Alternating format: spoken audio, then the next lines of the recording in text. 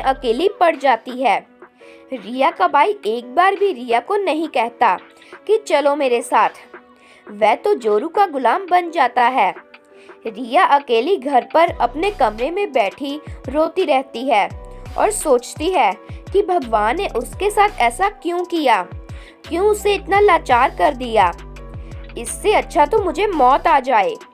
रिया जब कभी घर के बाहर जाती थी तो उसके पड़ोस के सभी लोग उसे देखते थे पर उसकी मदद नहीं करते थे। रिया को ये बात बहुत सताती थी। फिर रिया सोचती है कि ऐसे उदास होने और बार बार रोने से कुछ नहीं होगा। मुझे खुद काम करके अपना पेट पालना पड़ेगा। ये सोच रिया की हिम्मत बढ़ जाती है। रिया सोचती है कि वह नौकरी करेगी और अपना पेट पालेगी। रिया सोचती है कि वह कोई रात की नौकरी ढूंढेगी ताकि वह सुबह कॉलेज भी जा सके। अगले दिन ही रिया नौकरी ढूंढने निकल जाती है। रिया पहले एक मेडिकल शॉप में पता करने जाती है कि उसे वहां रात की कोई नौकरी मिलेगी, लेकिन रिया को वहां ना का ही जवाब मिलता है। रिया 2-3 जगह और जाती है, लेकिन उसकी कहीं नौकरी नहीं लगती।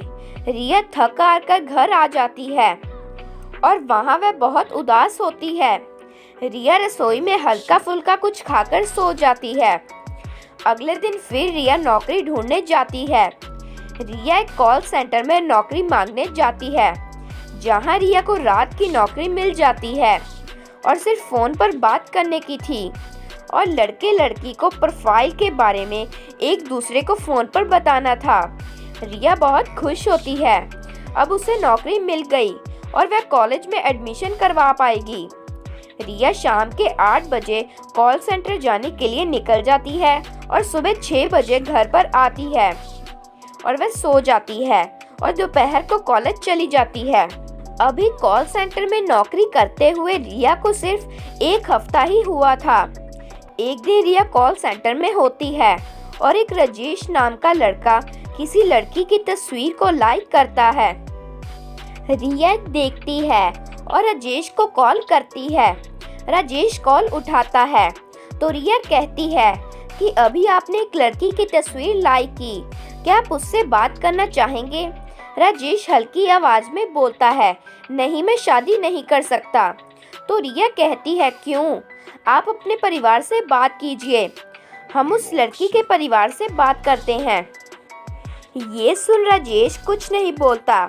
रिया जब 3-4 बार हेलो हेलो कहती है तो राजेश बहुत उदासी भरी आवाज में बोलता है कि मेरे माता पिता नहीं हैं, मैं अकेला रहता हूँ। ये सुन रिया भी चौंक जाती है। राजेश रिया से कहता है कि वह अकेला रहता है, ऐसे में कौन माँ बाप मुझे अपनी बेटी देंगे? मैं जिंदगी में कभी शादी नहीं करूँगा। इसके बाद रिया राजेश का दिलासा देते हुए कहती है, ऐसा मत कहिए, ये तो भगवान की मर्जी है। अगर आप अकेले हो तो इसका मतलब ये नहीं कि आपका कोई साथी ना बने। आप बस विश्वास रखिए, बाकी ऊपर वाला सब देखता है। राजेश रिया से कहता है कि लगता है आप भी अकेली हैं, इसलिए आप ऐसी बातें कर रही हैं। रिया राजेश की ये बात सुन चौंक जाती है कि आखिर राजेश को ये बात कैसे पता लगी कि वह भी अकेली है। इससे पहले कि रिया राजेश से और बात करती तभी फोन कट जाता है। रिया फिर राजेश को फोन नहीं करती क्योंकि वह तो उसके लिए एक अजनबी ही था। रिया अगले दिन कॉलेज जाती है और यही सोचती रहती है कि राजेश ने उसे ये बात कैसे कह दी कि वह भी अकेली है। रिया फिर कॉल सेंटर जाती है। रात के करीब 1 बजे होते हैं। रिया राजेश से बात करना चाहती थी, इसलिए वह बिना सोचे उसी नंबर पर कॉल करती है। राजेश कॉल उठाता है तो रिया कहती है कि मैं वही हूँ जिससे आपने कल बात हुई थी। रिया कहती है कि मैं आपसे पूछना चाहती हूँ कि आपको कैसे पता लगा कि मैं भी अकेली हूँ। तो राजेश कहता है कि अकेले लोग ही ऐसी दुख भरी बातें कर सकते हैं। ये सुन रिया फोन पर ही रोने लग जाती है। राजेश रिया को चुप करवाता हुआ कहता है कि आप रोइए मत, इसमें हमारी कोई गलती नहीं, ये तो भगवान की मर्जी है। राजेश रिया को कहता है कि मुझे खुशी हुई, आपने मेरा दुख समझा और मुझसे बात की।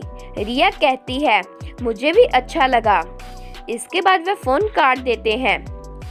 अगले दिन रिया राजेश से बिना बात किए रह नहीं पाती। रिया रात को कॉल सेंटर जाती है और राजेश को फोन करती है। रिया राजेश से पूछती है, आप ये बता दीजिए, क्या आप उस लड़की से शादी करना चाहेंगे? मुझे अपने दफ्तर में बताना है। तो राजेश कहता है, मुझे यकीन है वह मुझसे शादी नहीं करेगी, मैं तो अकेला हूँ। और आप भी क्या मुझसे शादी करना चाहेंगी?